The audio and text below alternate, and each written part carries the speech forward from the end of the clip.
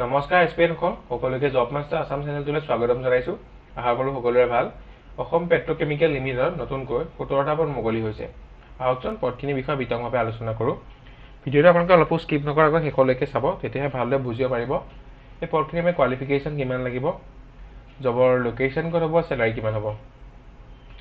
অসম পেট্ৰকেমিকেলে 17টা পদ মুকলি কৰিছে, যাৰ এপ্লাই কৰাৰ লাষ্ট ডেট হৈছে 18/6/2025। পদখিনি হৈছে মেকানিকেলৰ বাবে 4টা। ইয়াৰ বাবে এডুকেশ্যনেল কোৱালিফিকেশ্যন বিচৰা হৈছে diploma in the year 2022-23-24 onwards and minimum 55% marks থাকিব লাগিব। জেই হ'লেও হ'ব, ITI হ'লেও হ'ব।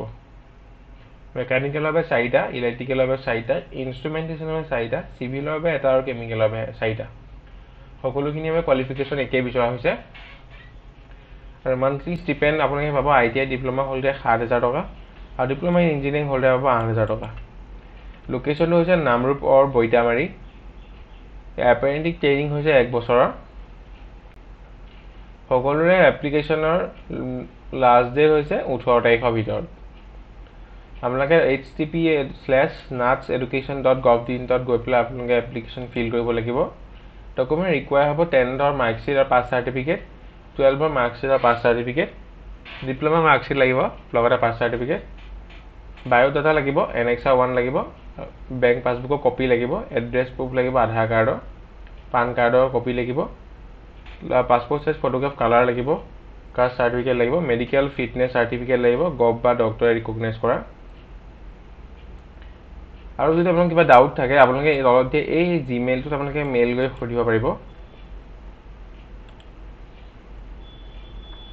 এইখন হৈছে এই অফিচিয়েল নটিফিকেশ্যনখন। মই এতিয়া যিখিনি কথা ক'লোঁ গোটেইখিনি ক্লিয়াৰলি মেনশ্যন হৈ আছে।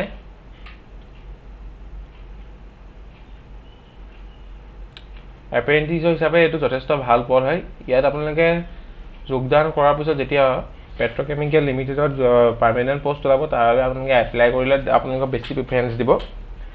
আশা কৰোঁ সকলোৱে এপ্লাই কৰিব। ভিডিঅ'টোত ইমানখিনি আছিলে। আশা কৰোঁ আপোনালোকে ভিডিঅ'টো চাই ভাল পালে। যদি ভিডিঅ'টো চাই অলপ হ'লেও লাভজনক হ'ল বুলি ভাবিছে, লাইক কৰিব, লগৰ বন্ধু বান্ধৱীৰ সৈতে শ্বেয়াৰ কৰিব, লগতে চেনেলটো ছাবস্ক্ৰাইব কৰিবলৈ নাপাহৰিব। ধন্যবাদ।